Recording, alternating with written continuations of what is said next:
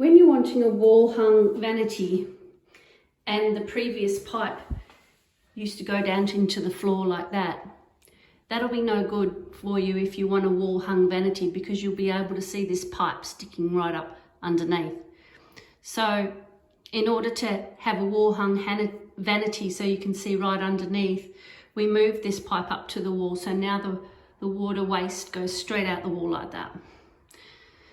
So that's something to know about. If you're wanting a wall hung vanity, you can't have the pipes going to the floor, which was here before. The pipe used to be about there coming out the floor.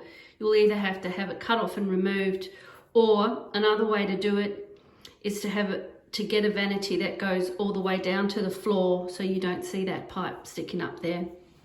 You can do that, or you can have a tiled plinth which goes in front of the pipe like that, and the tiler can tile up to that plinth and the vanity can sit on top. But you have to in some way conceal the pipe if it's going down to the floor.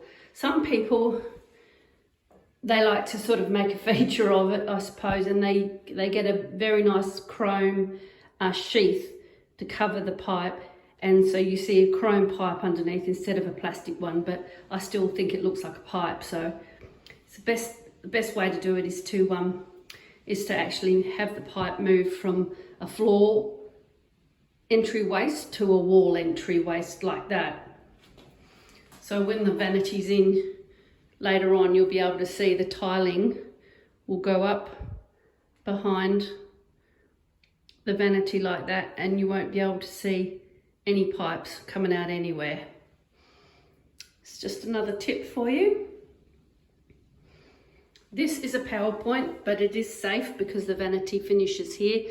PowerPoints must always be 300 mils away from any water source. So we're compliant because we've put it 300 mils away.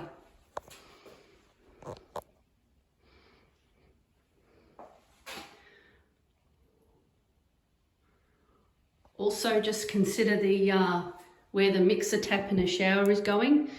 This particular one here, we have a glass screen going in here. That's where the glass screen will be. And the owner didn't mind that the tap was to be left there, but if you don't want to get wet when you turn on your shower, you could actually have this mixer tap, there's the shower head, you could have it chased or moved all the way around to that wall there. And so you open the tap and not get hit by the water. If you want to do it that way, it's just a matter of moving all the pipes over to there. But in this case, we're not doing that. It's a walk-in shower, so there is no hob.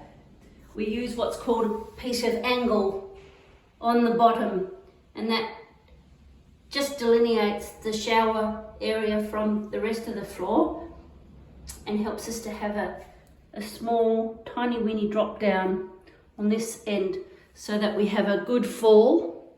The fall is what makes the water all go back to the drain. There has to be a bit of a slope. If there's no slope, the water will all puddle up this end, which is no good. So we have to get a good fall, a slope right down to the drain. Perfect.